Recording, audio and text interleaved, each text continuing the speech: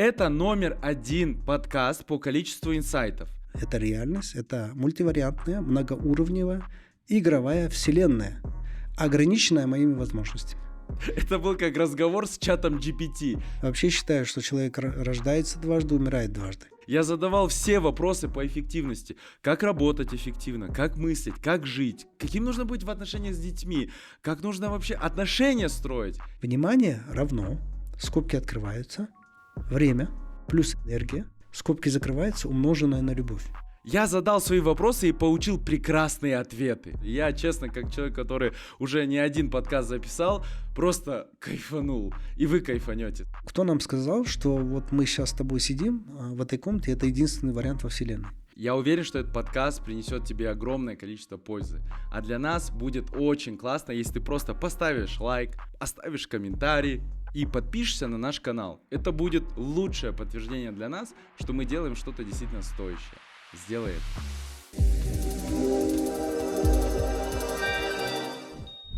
У нас в гостях легенда Маргулан Калиевич. Я, если честно, очень сейчас счастлив, потому что мы с командой, прямо вот у нас намерение было в этом сезоне, обязательно, если вы будете, то это все будет Спасибо. финал, так скажем. Спасибо вам большое. Да, вам спасибо, что пригласили. С удовольствием.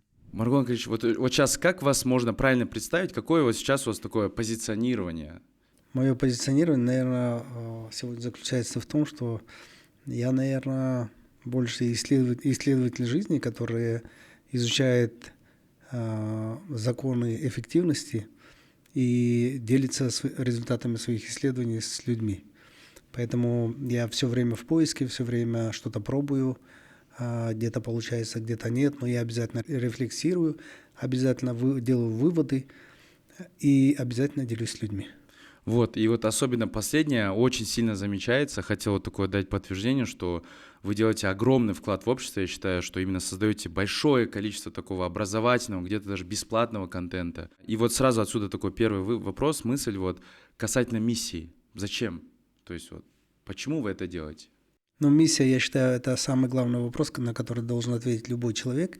Дело в том, что я достаточно глубоко продвинулся в изучении эффективности, законов эффективности, законов этого мира, потому что, смотрите, если человек не отвечает на главные вопросы, которые стоят перед ним, то его эффективность, как правило, она такая отрывочная, мозаичная, не полноценная, не целая.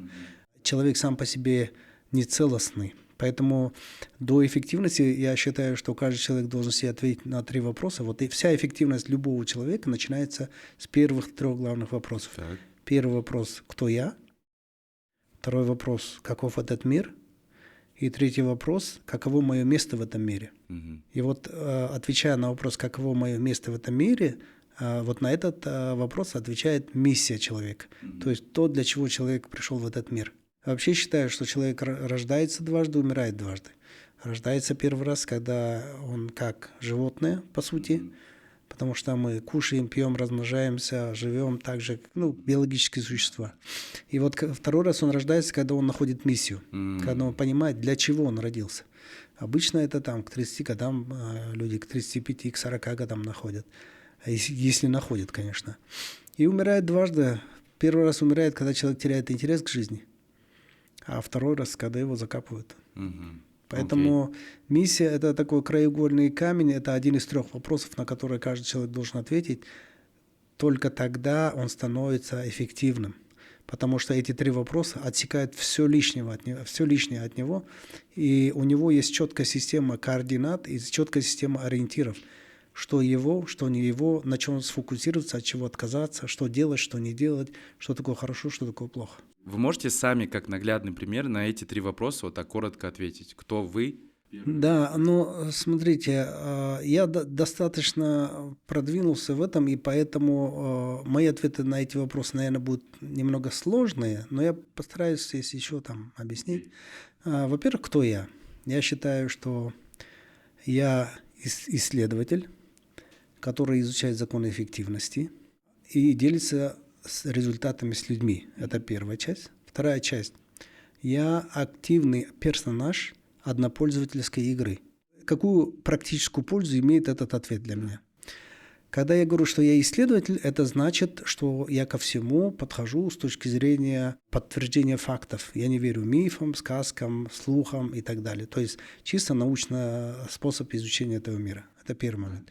То есть это подразумевает, что у меня развито критическое мышление. Я ничего не принимаю просто на веру. У меня есть 4 критерия истины. То есть если я что-то нашел, какую-то мысль или услышал, и я должен подтвердить 4 вещами. Первое, это должно соответствовать науке. Это должно соответствовать религии, это должно соответствовать народным сказкам и поговоркам, и это должно соответствовать моему здравому смыслу и опыту. Прикольно. Если эта мысль подтверждается всеми 4 источниками, тогда я знаю, что это истина.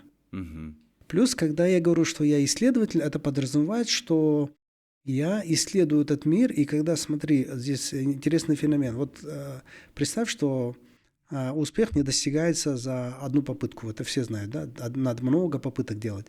Так вот, представим, что результат достигается за 10 попыток. И многие люди, особенно бизнесмены, после 2-й, 3-й, 4-й, 5-й попытки у них опускаются руки. Но когда ты исследователь, ты знаешь, что в среднем ты тратишь 10 попыток. Здесь у тебя будет 10 неудач. Соответственно, с каждой неудачей у тебя мотивация только растет, и ты удваиваешь усилия. Потому что это обучение. Ты удваиваешь усилия. Вот я не могу какой-то результат достичь. Раз не получилось, второй раз не получилось, 3-й раз. Я знаю, что вот следующий должен меня еще ближе приближает к результату. Соответственно, вместо того, чтобы демотивироваться, я удваиваю усилия. Это как раз исследовательский подход. Кроме этого, исследователь это подразумевает некую отстраненность. Проблема многих людей в том, что они воспринимают эту жизнь слишком близко к сердцу. То есть они очень серьезно относятся к себе, к миру и так далее. Исследователь подразумевает, что я пришел сюда изучать, как устроен этот мир. Моя задача узнать, что в этом черном ящике, как он работает, и применить это на практике, и поделиться результатами с людьми. Супер. То есть это то, что касается исследователя. А почему однопользовательская? Во-первых, а почему активный персонаж? Это сразу меня ставит в позицию активного, не пассивного. То есть я не реактивный, я проактивный. Я сам действую, сам инициирую и так далее. Дальше, почему однопользовательская игра? Ну, это жанр взят из игр, потому что я считаю, что жизнь построена по образу и подобию игр на самом деле. Это и есть игра на самом деле. Однопользовательская, потому что мы рождаемся одни, мы умираем одни, мы живем одни, мы сами себе создаем смыслы, мы сами наделяем свои действия смыслами, сами их преследуем, сами себя наказываем, сами себя поощряем. По сути, хоть мы и живем в обществе, в семье, там, с друзьями, внутри мы всегда одиноки. Да. Поэтому именно это однопользовательская игра. Это первая характеристика. Вторая характеристика – это то, что на самом деле этот мир нейтрален. Он только отзеркаливает наши действия, наши мысли, наши намерения, поступки и то, что случается в результате этих поступков. Таким образом, что бы ни происходило со мной в этом мире, я считаю, что это результат моих прошлых действий, либо моих неправильных мыслей, либо моего неправильного намерения. То есть вот эта фраза, она возвращает ответственность мне самому. Вот поэтому вот это ответ на вопрос, кто я. Второй вопрос, ответ на вопрос, каков этот мир или какова эта реальность. Я описываю этот мир таким образом. Этот мир – это мультивариантная, многоуровневая игровая вселенная, ограниченная моими возможностями. Вот теперь могу пояснить, что такое мультивариантная. Дело в том, что это подтверждает и квантовая физика. На самом деле, если представить, что эта вселенная бесконечна, а бесконечно, когда мы говорим бесконечность, мы подразумеваем небо темное и микрокосмос, да? И туда бесконечность, и туда бесконечность на самом деле. Но на самом деле есть еще бесконечность вариантов. Кто нам сказал, что вот мы сейчас с тобой сидим в этой комнате, это единственный вариант во Вселенной? Я считаю, что есть вариант, где точно так же, но Арман сидит в свитере. Есть еще один вариант, где я сижу в белой рубашке или наоборот. И такое бесконечное количество вариантов. То есть в единицу времени у нас перед нами в будущем существует бесконечное количество вариантов, которые может случиться. И какой вариант с нами случится, прежде всего определяется нашим намерением, второе – нашим решением, третьим – нашим действием. И получается, сзади уже варианты один, который мы выбрали, а спереди у нас постоянно бесконечное количество вариантов. Но бесконечное количество вариантов подразумевает у нас бесконечные возможности, а это не так. Поэтому я говорю, что этот мир, мультивариантная вселенная, ограниченная моими возможностями. Потому что чем больше у меня возможностей, тем больше вариантов действий. Мгм. А возможности чем они обуславливаются? То есть Сейчас что это дойдем. такое? Это про мультивариантность. Следующее многоуровневое, я говорю. Наверное, все подтвердят, что в жизни вот так. Вот ты бьешься на одном уровне, бьешься, и потом раз решил какую-то проблему. И раз тебя кинул на следующий уровень, и ты опять бьешься. Это какая-то, знаешь, гонка, как вот по спирали.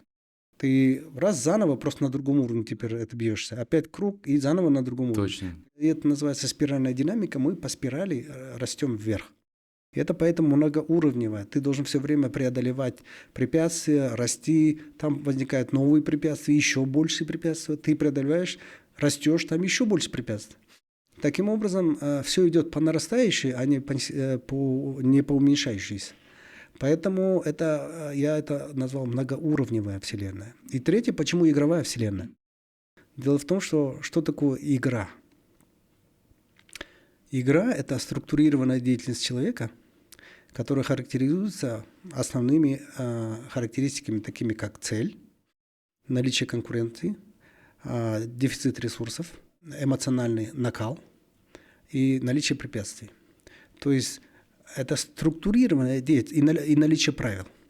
Это структурированная деятельность. То есть в жизни у нас есть правила, в жизни у нас есть цели, в жизни у нас есть препятствия, в жизни у нас недостаток ресурсов, в жизни у нас постоянная борьба конкурентная. И это все эмоциональный накал. Таким образом, наша жизнь – игра. То есть все игры построены по этому принципу. То есть игра – это не то, что там дети там играются и так далее. Игра – это не про развлечение, а игра – это определенный вид структурированной деятельности человека. Именно поэтому я говорю, что этот мир, это реальность, это мультивариантная, многоуровневая, игровая вселенная, ограниченная моими возможностями. Вот я ответил на второй вопрос. Нормально, мы идем. И третий вопрос – это моя миссия, мое место в этом мире. А мое место в этом мире – это исследовать законы эффективности и делиться результатами своих исследований с людьми. То есть я проактивный персонаж однопользовательской игры, который делится, исследует все время. То есть в этом мире, получается, есть мир, это реальность, и я в нем проактивный игрок. Сам себе создаю смыслы, при этом делаю исследования, при этом нахожу какие-то результаты и сразу транслирую это людям. И вот моя миссия в этом мире – выявлять эти законы, как в свое время там Эйнштейн, Ньютон, они выявляли законы физики. Моя миссия – выявлять законы эффективности. И я считаю, на самом деле весь этот мир стоит на законах эффективности, прежде чем на законах физики и так далее. То есть законы эффективности – это более всеобъемлющий закон. На этом стоит все. Эволюция, развитие зарождения и развитие Вселенной. Там, даже если взять теорию Большого взрыва, как утверждается в квантовой физике, все началось с маленькой высокоплотной точки. Да? Произошел большой взрыв, и потом Вселенная, сейчас у Вселенной две характеристики. Она расширяется и остывает. Ну, когда она, понятно, взрыв, от центра к краям идет, она расширяется, расстояние между частицами увеличивается, осколками, и она остывает, потому что количество энергии константа в космосе, и для обогрева большего количества пространства, получается, энергии не хватает, и она расширяется и остывает. Так вот, для того, чтобы Вселенная продолжать расширяться, ей нужно большее количество пространства за меньшее количество энергии. А это и есть закон эффективности. Поэтому, если ты посмотришь, все наши религии построены на этом. Не убей, не укради, не прелюбодействуй и так далее. Это для чего сделано? Для того, чтобы увеличить шансы коллективного взаимодействия. Потому что первый скачок эффективности в истории человечества был связан с коллективным взаимодействием. Именно с коллективным трудом. Поэтому религия, она вся построена на законах эффективности. Все наши законы построены на законах эффективности. Вся наша этика, все построено на законах эффективности. И эволюция, все. Поэтому я считаю, это самый всеобъемлющий закон, на котором строится и вся физика, химия, математика и все гуманитарные науки. как это все теперь, ну, вот, можно нашим зрителям применить. Да, методология такая. Для того, чтобы ответить себе на эти вопросы, это не так, что вот вы думаете, потом сели и тук написали. Нет, это так не делается. На самом деле, я считаю, самое главное, для чего мы приходим в этот мир, это найти свой смысл. Это самая основная задача. То есть, если представить, что жизнь – игра, и это квест, то в этом квесте самые главные ответы, которые ты должен найти ответы на эти 3 вопроса. И если ты это находишь, тогда вся твоя жизнь наполняется смыслом, ты понимаешь, что делать, дальше жизнь облегчается в разы. То есть можно поделить так, что жизнь состоит из 2 больших блоков. Первая часть жизни – это период испытаний, когда ты проходишь квесты, пока не найдешь эти ответы на эти 3 вопроса. А дальше период реализации. Реализация, когда ты знаешь ответы на эти 3 вопроса, и ты действуешь в соответствии с этим. Таким образом, можно сказать, что чем быстрее вы найдете, тем лучше. Но вы должны понимать, что это в течение всей жизни оттачивается. Это не просто так. Я очень долго, очень много размышлял над этим. Оттачивал каждое слово, каждую фразу. Почему? Потому что когда я имею какое-то представление, я пишу на бумаге, а потом в жизни мне показывают, что это не так работает, я исправляю. И это все время процесс итераций. Это, знаешь, такое, мы как бы попадаем, как игра кальмаров, можно сказать, или любая другая игра, мы попали в лабиринт, и наша задача найти именно ответ на эти вопросы. И самое интересное, ответы на вопросы у каждого будут свои, потому что каждый живет в своей реальности, потому что этот мир – однопользовательская игра. И поэтому сейчас, услышав этот подкаст, вы просто сядьте, напишите на бумаге ответы на эти 3 вопроса. У вас они уже есть. Просто они не точные, и вы еще ни разу не формулировали их. Первое, что сразу даст эффект, первое, вы напишите, это уже хорошо. У вас такое «оба». Теперь я понимаю, что есть представление у меня. И потом начинаете просто корректировать. Смотреть, соответствует это вашим наблюдениям или нет. Работает это или не работает. Если не работает, думайте, а что будет работать. Вообще, я вам скажу, источник всех кризисов на Земле, и у каждого человека в частности, заключается в том, что вот существует реальность, а вот существует наше представление об этой реальности. Так вот, когда они не совпадают, это кризис. Кризис – это всегда несовпадение нашего представления об этой реальности и самой реальности. И вот приведу пример, я много раз приводил. Вот ты приходишь домой вечером, уставший, голодный, холодный, и думаешь, сейчас жена меня встретит, обнимет, скажет: ой, дорогой Арман, ты кормилец наш, молодец, я тебе борщ приготовил, то сделал, горячие пончики был. И ты такой заходишь домой, а жена такая: опять ты шляешься на этой работе, что за у тебя работа, давно брось, беспонтово, толку от нее никакого, с семьей не живешь. Что произошло? Твое представление о реальности не совпало с самой реальностью. И у вас кризис в отношениях. Кризис в отношениях. Или ты думаешь, сейчас биткоин полетит, станет $200 тысяч. Оба купил, а биткоин раз упал на 90. И что произошло? Кризис, твой финансовый кризис, несоответствие твоего представления о том, как поведет себя биткоин, тому, как он себя повел. И это касается и финансового кризиса, и биржевого, и личных, и психологических кризисов, и правительственных, и политических. Окей. И что нужно делать в таких случаях? Как Для того, чтобы реагировать избегать таких кризисов, нужно четко иметь представление и ответ на эти 3 вопроса. Кто я, какова реальность и каково мое место в этом мире. Когда ты знаешь эти 3, то твое представление, оно очень четко, и ты не подвергаешься кризису. Потому что, вот простой пример. Мой ответ на вопрос: я исследователь. Я могу подумать сейчас, я приду к Арману, меня торт ждет, прихожу, а торта нет. Предположим. Я торт не ем, но предположим, да? Оба, и я могу обидеться на Армана. Но это не так, потому что я исследователь, а, соответственно, я никогда не делаю утверждений. Я все делаю в виде гипотез. Гипотеза. Возможно, Арман встретит с тортом, возможно, без торта, а возможно, вообще с хмурым лицом. А возможно, просто по-деловому. Одна из гипотез выстрелит, остальные ошибочные, нормально. Я же исследователь. А когда я исследователь, я выдвигаю гипотезы, и, соответственно, мои ожидания не могут как-то не сработать. Да. Да, потому что Я понимаю, как да. работает этот мир, Супер. и, соответственно, выдвигаю гипотезы, а потом либо подтверждаю гипотезы, либо нет. Супер, супер.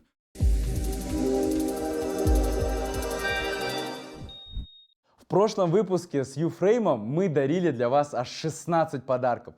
2 подарка от АИМ, сертификат «Золотое яблоко» по 10 тысяч. Карина подарила 10 доступов в марафон АЕЛь. Я подарил 2 книги вам, а Артур подарил спиннер и дубайский шоколад. И эти победители, вот, кстати, они просто вот написали 16 ребят свои инсайты и как они это будут внедрять в жизнь. Вот так вот у нас, как всегда, выигрывают наши подписчики подарки. Кстати, в этом выпуске будут тоже очень щедрые подарки, поэтому смотрите до конца.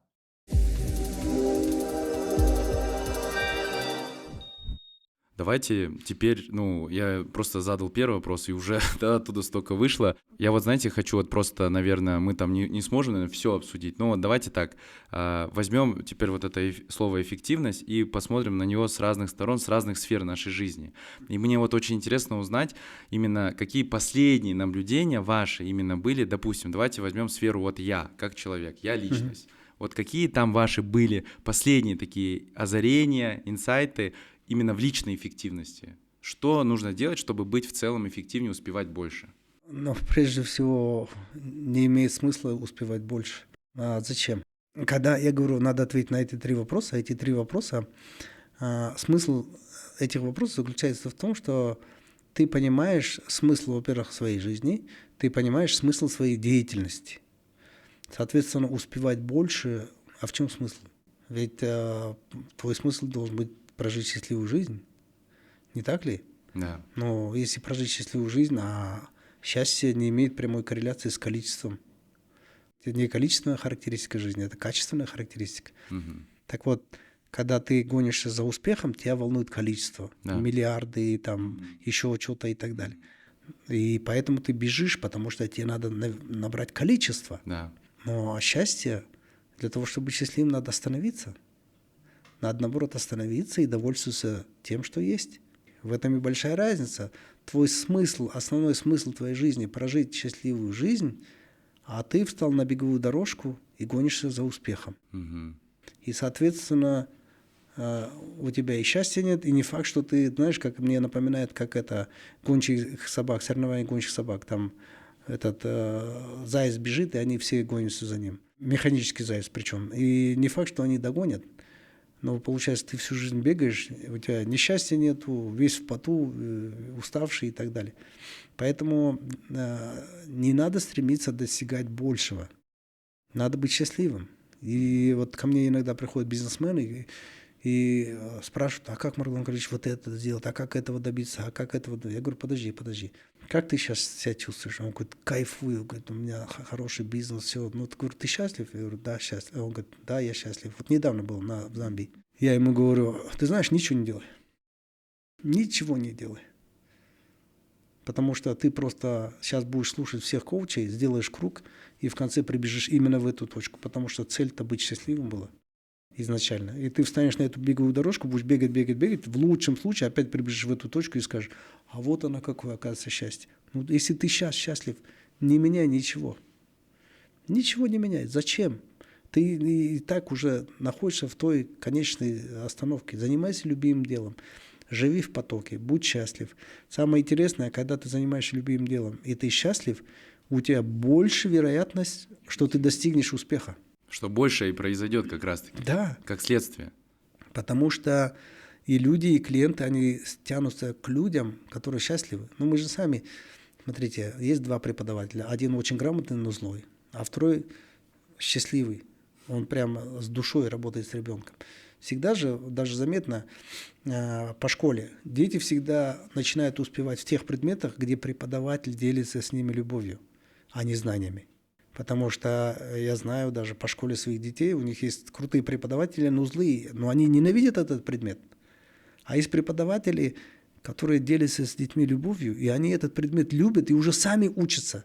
Сами учатся, пишут конспекты и так далее. Спрашивается, какой метод обучения лучше? Конечно, через любовь, через счастье. Просто я вот на самом деле, это вот сейчас такой момент, вот для меня это был большой инсайт, потому что я вчера буквально сидел тоже со своим другом, предпринимателем, и вот у него там корпоратив, все классно, он сидит в телефоне, работает. Я говорю, подними голову, порадуйся, все хорошо. Он такой, блин, не могу. И я понимаю, говорю, слушай, мы, кажется, заложниками стали всего этого. Да, 100%. И вот в современном обществе вот это культивируется очень сильно. И еще плюс, знаете, такая некая токсичная продуктивность стала у многих, да, там важнее прочитать 100 книг, а не вытащить там один ключевой инсайт из одной книги, да. И вот я вот один из этих заложников тоже. Я все время вот бегаю, все время что-то делаю. И вот решением этого вопроса являются вот эти 3 вопроса, да, которые я должен и себе. знаешь, еще интересный парадокс. Вот в жизни я тоже в свое время наблюдал такую вещь. Интересно, парадокс в жизни, что чем моложе человек, тем больше он спешит. Да. Хотя у него целая жизнь впереди. А чем старше человек, тем меньше он спешит. Хотя у него осталось мало. Почему? Ну, старые люди не все же тупые. Это говорит о том, что старые люди понимают, что когда ты спешишь, ты совершаешь больше ошибок. А что такое ошибка? Это то, что тебя отбрасывает назад все время. Поэтому лучше делать все не спеша, но поступательно. Окей. Тогда можно я сразу свой контр такой, таракана еще одного вытащу. А что делать, если ты начинаешь, ну вот, есть же такое качество у предпринимателей, да, там это конкуренция, да, вот это, и ты смотришь на конкурентов, на ребят каких-то, и ты начинаешь, ну, неосознанно себя сравнивать с ними, от этого расстраиваешься, думаешь, надо втопить, надо потерпеть, вот-вот, и будет вот это счастье. Как вот это перестать делать? Как перестать сравнивать себя? Ну, смотри, у меня есть определение слова «конкуренция». Конкуренция – это соревнование между бизнесменами по доказыванию обществу, кто больше любит свое дело. М, Ключевое слово «кто больше любит, Любит свое свое дело». дело. Не кто больше делает свое дело, а кто больше любит свое дело. Вопрос в эмоциях. Вот ты знаешь, в соцсетях, например, очень многие ролики залетают, где там берут какую-нибудь ржавую вещь и восстанавливают, либо берут какую-нибудь там вещь и там одни руки только снимают и как делают там. Или там кондитерку как продвигает, там какой-нибудь тортики, мортики. Заметь, все люди тянутся к людям, которые делают свое дело с любовью. Поэтому, если ты делаешь дело с любовью, цена не имеет значения. Цена не имеет значения. Люди инстинктивно тянутся к любви. Если ты будешь просто гнаться и соревноваться, конкурировать там, по количеству действий или усердия и действия абсолютно не имеют прямой корреляции с любовью. Как раз-таки то, что ты делаешь с любовью, ты делаешь не спеша. Ты делаешь не спеша. Поэтому научись конкурировать любовью, а не количеством и скоростью своих действий. Вот это был последний панч. Супер, спасибо. Если все, окей, личная эффективность, все понятно. Касательно, вот у меня сейчас сфера, допустим, я ее исследую, там стараюсь как-то проявиться, это вот отцовство. Какие тут есть вот такие ваши основные базовые принципы, какие-то ключевые инструменты, это уже можно сказать, вот именно как с детьми проводить время, учитывая работу, бизнес, да, там блог у меня, допустим, остается мало времени, в итоге. И вот что нужно в этот момент сделать, чтобы у вас были классные отношения в долгосрочной перспективе? Ну вот опять-таки воспитание детей зависит напрямую от количества любви, которую ты дал. Ты сам говоришь, что все, мало времени остается и так далее. Так вот, я открою один такой эликсир жизни, я его называю. Его характеристика в том, что бы ты это ни полил, эликсир, ты знаешь, это жидкость, да, такая целебная. Вот что бы ты ни полил, все расцветет. Вот ты берешь этот эликсир, поливаешь, вот ты каким спортом занимаешься, например? Боксом. Боксом. Вот польешь, у тебя бокс будет супер. Захочешь научиться кататься на сноуборде, польешь этим эликсиром, будешь супер кататься. У тебя плохие отношения с другом каким-то, польешь, супер отношения будет. У тебя плохо на работе, что-то не получается, польешь, будет супер это получаться. И этот эликсир называется «внимание». И там есть формула, я специально вывел формулу даже. Что такое внимание? Внимание равно, скобки открываются, время плюс энергия, скобки закрываются, умноженное на любовь. Что бы ты ни хочешь, вот хочешь с детьми отношения, чтобы расцвели, выдели время, потрать энергию и делай это с любовью.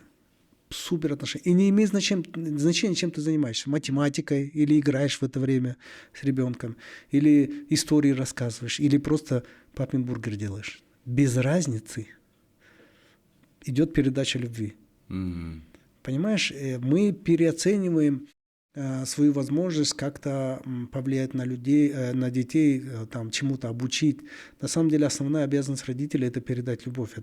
Любовь – это, знаешь, как зарядка от айфона. Ты включил, заряжаешь. Вот родители должны максимально зарядить людей любовью. Это основа. Остальное они в книгах изучат, в ютубах, в школах, там, у учителей и так далее. Если говорить с точки зрения скиллсов, то мы, родители, на самом деле должны обучить детей только 3 вещам. Первое – это самостоятельность. Второе – это умению взаимодействовать с другими людьми. И третье – найти свою миссию. Все. Больше ничего. Соответственно, если ты говоришь, мало времени уделяешь ребенку, то какими бы продвинутыми методиками ты не пользовался, ты не успеешь за это время зарядить ребенка любовью. Соответственно, без шансов. Ребенок будет уходить в другие сферы, там, в iPhone там, или куда там, в TikTok и так далее, и так далее. Он инстинктивно будет искать любви, он будет идти туда, где ему дают любовь друзья, может, подруги и так далее. Ну, другие люди. Принято, супер. Самое главное, не содержание того, чем ты занимаешься. Это не обязательно надо сесть с ребенком по математике говорить или ему помочь физику изучить. Вообще не имеет значения. Самое главное выделить время, энергию, делать это с любовью, и чтобы ребенок это видел. И он это не то, чтобы он будет видеть, и он будет чувствовать. Все, и это с ним останется. А дальше, если у него он будет наполнен любовью, если у него самооценка будет высокая, он выучит все сам. Дети настолько умные, мы их недооцениваем. Окей. Вот вы везде вставляете слово «любовь». Что это? Это то, что лежит в основе всего? Или вот почему именно вот это? Да, потому что, смотри, я делю энергию на 2 типа. Есть темная энергия, есть светлая энергия. И светлая энергия, вот квинтэссенция светлой энергии – это любовь. И, соответственно, темная энергия – это ненависть. И вот смотри, что происходит. На самом деле, когда мы идем, например, с работы голодные, холодные, уставшие, это не значит, что у нас нет энергии. Я об энергии много размышлял. Я думал, как так? Человек идет, у него энергии нет, он истощен и так далее. А в то же время, откуда у него энергия? Крушить, ломать посуду, материться, драться. У него есть? Вот у тебя в любую единицу времени всегда есть энергия обозвать кого-то, нахамить, взять стакан, бросить. И так. Хватает же? Да. Хватает. Подраться хватает. Истерить, плакать хватает. Это говорит о том, что на самом деле нас по очереди наполняет то светлая энергия, то темная энергия. Самое интересное, каждый раз, когда светлая энергия у тебя заканчивается, это место сразу занимается темной энергией. Это автоматически происходит, потому что в этом мире есть асимметрия добра и зла. Зло сделать гораздо легче, чем добро. И чтобы понять, сколько в мире темной и светлой энергии, вот посмотри на ночное небо. Вот сколько в небе ночном темноты, столько зла. Вроде кажется, слишком много. А с другой стороны, светлой энергии ровно столько, сколько в небе звезд. И есть хорошая новость. Свет всегда побеждает тьму. Так и добро всегда побеждает зло. Поэтому я вообще мало верю в то, что в волю человека, в благородство, в дисциплину, в эмпатию, доброту, щедрость и так далее. Я верю только в энергию. Вот когда человек наполнен светлой энергией, мы всегда эмпатичны, мы всегда щедры, добры. У нас есть воля, дисциплина. Мы можем слушать чужие проблемы и так далее. Но только мы истощены, голодные, холодные, уставшие и так далее, это все пропадает. У нас нет ни воли, ни дисциплины, ни щедрости, ни эмпатии, ни доброты. Почему? Потому что темная энергия, она питает наше животное состояние. То есть когда у нас нет светлой энергии, мы как животные, мы бьемся за выживание. И мы двигаем локтями, мы забываем про мораль, этику, про порядочность, мы двигаемся вперед. И это неплохо, не хорошо, это и есть. Это, опять-таки, я не делю людей на плохих и хороших, я просто делю людей на энергодефицитных и энергопрофицитных, имеется в виду светлой энергии. Поэтому если человек злой, завистливый, горделивый и так далее, я понимаю, что у него хронический недостаток светлой энергии. А что такое гордыня или зависть? Это оборона, это защита. Вот человек выстраивает оборону, защиту, маску одевает и из себя строит больше, чем он есть на самом деле. А светлая энергия, свойство светлой энергии в том, что она безусловная, вот как сама любовь. Ты можешь делиться, смотреть, ты можешь улыбкой спокойно делиться. Это как солнце. Солнце, источник, самый большой источник светлой энергии – наше солнце. Оно каждый день светит, во-первых, всем одинаково, и каждый день нам дает тепло, лучи, ничего не требуя взамен. Вот любовь похожа на солнце. А как вот приумножить вот это количество вот такой позитивной энергии? То есть за счет каких основных ключевых вещей вы видите, вот сам идет огромный приток этого? Ну, для этого я для себя, я тешу свое самолюбие тем, что я придумал эту науку, она называется управление энергией. Угу. Energy management – это управление энергией. А для того, чтобы управлять энергией, нужно понять, во-первых, какие виды энергии существуют. Потому что есть два основных вида – темная и светлая, а внутри еще подвиды есть. Вот светлая энергия делится на 4 вида. Ну, какие это подвиды? Первое – это физическая энергия, второе – это эмоциональная энергия, третье – это ментальная энергия, и четвертое – это духовная энергия. Почему я так именно поделил? Потому что это действительно четкое разделение. Например, ты четко можешь понять, когда ты эмоционально истощен. Бывает так, ты эмоционально истощен, но силы девать некуда. И голова тоже не загружена. А бывает так, что так умственно поработал, что и эмоционально нормально, физически нормально, а башка уже не варит, ты просто не въезжаешь ни во что. Ты четко понимаешь, что это истощение ментальной энергии. И вот, кстати, к вопросу о том, что такое ментальная энергия, много не понимает, потому что физическую энергию понять можно. Ты устал, это тело и так далее. Эмоциональную тоже ты чувствуешь, когда ты выгораешь, да? А ментальное что такое? Так вот, ментальная энергия – это способность человека концентрироваться долго на одной мысли. И вот когда ты не можешь уже концентрироваться на одной мысли, значит, ты ментально устал. Бывает так, что ты читаешь книгу либо отчет, читаешь, глаза читают, а мозг не въезжает. Все, ты уже устал, ментально устал. Так вот, восстановление энергии, вообще моя наука об управлении энергией состоит из 4 блоков. Первое – это остановка утечки существующей энергии. Проблема большинства людей в этом. У них каждое утро Всевышний дает одинаковое количество энергии.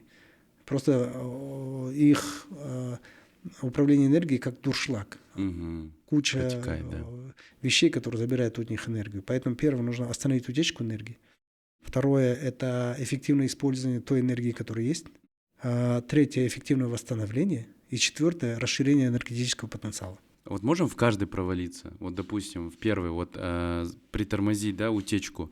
Что, как правило, уходит в утечку? Ну, скорее всего, там какие-то нерешенные проблемы. Это незакрытые гештальты, нерешенные проблемы, неотвеченные вопросы. Самое главное – непринятые решения и незавершенные дела.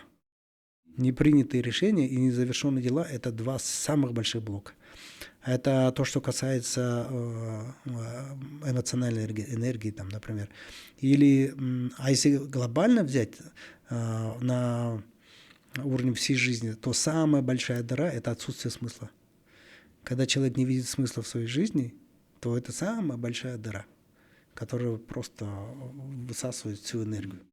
Поэтому здесь вопрос такой, что по-разному. Ментальная энергия уходит, это когда вы не можете сконцентрироваться на одной мысли, и у вас все мысли как тараканы в голове. Они туда-сюда, вы не можете ни на чем сконцентрироваться, вы пытаетесь понять то, и у вас в голове полный бардак, потому что нет ясной концепции и ответа на эти 3 вопроса. Дальше, эмоциональная энергия. Эмоциональную энергию у вас съедает куча негативных событий, негативные люди, непринятые решения, незаконченные дела, отсутствие смысла. Это все дыры, через которые уходит ваша эмоциональная энергия. Когда вы не видите смысла в своей работе, смысла в том, что вы делаете, смысла в том, что говорит ваш начальник и так далее, вы просто истощаетесь. С точки зрения физической энергия, понятно, это лишние действия, неэффективные действия, суета и так далее. Когда вы занимаетесь ненужным делом и так далее. К сожалению, у многих людей самая непрокачанная часть – это духовная энергия. А свойство духовной энергии – это, знаешь, такой аккумулятор или резервуар чистой энергии, которая может конвертироваться в любой из этих 3 видов. То есть духовная энергия может подпитывать физическую энергию, эмоциональную и ментальную. Когда человек духовно прокачан, он может противостоять голоду, холоду, усталости и оставаться человеком. Это подтверждает концлагеря, тюрьмы. В советское время вот проводили, когда исследования после Советского Союза, оказывается, в предпоследнюю очередь сдавались коммунисты, а в последнюю очередь сдавались люди, верующие в Бога. То есть они стояли до конца, их пытали, били и так далее, и так далее. Почему? Потому что у них большой запас духовной энергии. Все, принято, супер. Вот, ну, это вот окей. Теперь, с другой стороны, вот хотелось бы еще узнать насчет именно отношений. Вот блок отношений. Что там важно? Именно вот там с твоей второй половинкой. Как я сказал, эликсир. То же самое, да? Эликсир. Это универсальная вещь. И с друзьями также. Да, просто я вам скажу один нюанс. Дело в том, что вот у меня есть в управлении энергией. Кстати, почитайте мою книгу, я там много описываю. Вот, «Миссия выполнима», как раз про управление энергией я там много говорю. И там есть блок.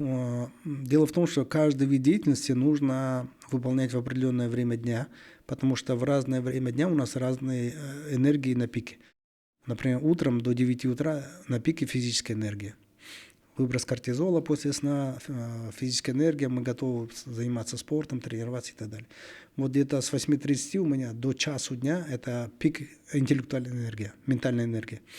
Я именно в это время читаю отчеты, принимаю решения, размышляю, и именно на это время. Это знаешь, как в телевидении, прайм-тайм. Самое лучшее я ставлю в прайм-тайм.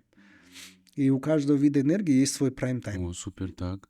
После обеда мы после того, как покушали, и, кстати, многие исследования показывают, даже было большое исследование судей в Израиле, что после обеда, оказывается, судьи на 67% больше выносят оправдательных приговоров, чем до обеда. И это судьи сами офигели, когда получили результаты этого исследования. Так вот, после обеда нас тянет к духовным делам. Мы хотим общаться с людьми, мы хотим делать что-то для общества, для мира. Мы такие благодушные, Да. мы готовы служить этому миру и так далее. Поэтому на после обеда я ставлю все зумы, встречи, переговоры, там, интервью и так далее. Все после обеда. Супер. После 6 часов у нас на пик поднимается эмоциональная энергия. Именно поэтому вечером все фильмы, стендапы, цирк, театры и кино, посиделки с друзьями, с родственниками и так далее. Почему так происходит? Потому что вечером мы предрасположены плакать, смеяться, веселиться, проявлять эмоции. Вот представь, ты стендапера будешь слушать утром. Ну да. Ты не будешь смеяться. Да. И те же самые слова, произнесенные вечером, ты будешь хохотать от души. Почему? Потому что у тебя эмоциональная энергия на пике вечером. И именно поэтому надо брать все свои задачи и распределять в соответствии дня. Соответственно, все ваши решения, принятые после обеда либо вечером, будут некачественны. Поэтому, если надо принимать решения, я всегда принимаю утром. И именно поэтому об этом говорят все пословицы. Утро вечера мудренее. Всегда принимаю решение на свежую голову. Это наука подтверждает, это религия подтверждает. Потому что в религии говорится, тот, кто рано встает, у того на 2 удела больше, чем у простого человека.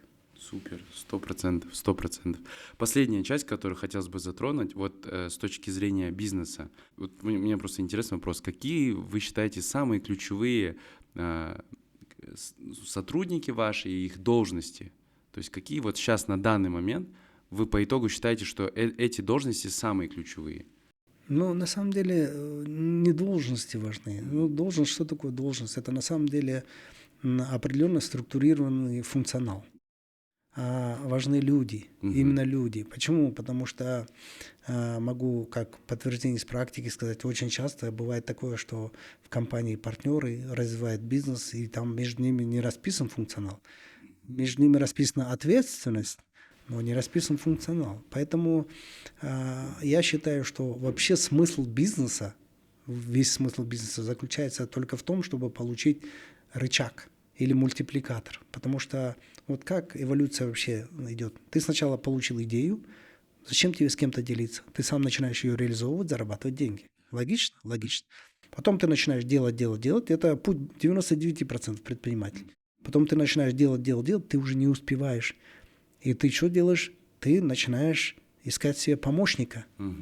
И чтобы был это не чужой, а либо родственник, либо друг. Соответственно, ты берешь родственника на работу, либо друга, сгружаешь часть работы на него, и вы продолжаете работать. Потом берете второго родственника, третьего, друга и так далее. Получается компания, состоящая из друзей и родственников. Кто не проходил этот путь? Все проходят этот путь. И вот в какой-то момент вы работаете как одна семья, все занимаются всем. Нету должностей. Примерно есть. Все занимаются всем. Дальше. На каком-то этапе вы понимаете, что вашей компетенции уже не хватает. И вы начинаете принимать на работу профессионала. А свойство профессионала в том, что он не может заниматься всем. Он говорит, мне нужен четкий функционал. Я не могу, вы берете меня на должность бухгалтера, но я не могу быть и одновременно завхозом, еще не могу быть секретарем и так далее. Я бухгалтер. Соответственно, вы начинаете брать профессиональную команду, и у вас возникает первый глобальный конфликт между нанятыми профессионалами и твоими родственниками и друзьями. Те приходят, потому что бухгалтер не дает деньги или требует отчет за подотчетные суммы. А те приходят и говорят, а что случилось, ты что, мне перестал доверять? А что это бухгалтерша? Да она тупая, выгони ее там и так далее. И здесь предприниматель принимает первое кардинальное решение. Он должен выбрать, либо он с профессионалами продолжает дальше, либо он выбирает друзей и родственников. Если он выбирает друзей и родственников в бизнесе, то его бизнес обречен остаться на этом уровне. Если он выбирает профессионалов, то, как правило, очень часто у него портятся отношения с друзьями и родственниками, и это такой сложный вопрос, как из этого правильно выйти. И вот он выбирает, профессионалов, и в какой-то момент у него появляется коллектив профессионалов. Но коллектив профессионалов – это неэффективная структура, потому что ими надо все время дирижировать и управлять. Предприниматель становится новым узким горлышком, уже на другом уровне. Теперь он как дирижер плохой. Если он до этого был как исполнитель плохой, то теперь как дирижер плохой, потому что чем больше коллектив, тем искуснее надо дирижировать. Когда трое-четверо, он еще мог говорить, ты это сделай, это и так далее. Когда много, уже все. А ведь ключевое свойство – это когда вовлеченность сотрудников, потому что если нет вовлеченности сотрудников, то один собственник ничего не сможет сделать. И вот тут возникает вопрос команды. А вот что такое команда? Команда – это эмерджентное свойство системы. Есть у всех систем, у всех систем есть эмерджентное свойство. А что такое эмерджентное? Эмерджентное свойство – это то свойство, которое появляется у любой системы, которое не присуще ни одному из элементов этой системы. Вот, например, возьмем дом. Диван, кровать, люстра, пуфик, стол стоят. Тепла, уюта нет. Приходит женщина или дизайнер, все расставляет по-другому, и такой уют. Уют – это эмерджентное свойство систем. Когда ты правильно расставляешь элементы в правильной пропорции, в правильном соотношении друг к другу. Окей, теперь понятно. Это уют. Это появляется. Уют не присущ дивану, он не присущ отдельной люстре, не присущ отдельной кровати. Он появляется из ниоткуда. Это эмерджентное свойство.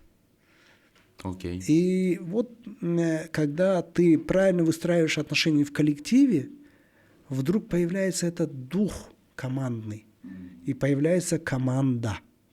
Команда нигде не прописана, ни в каком этом... Мы часто используем слово «команда», на самом деле коллектив, у всех коллектив.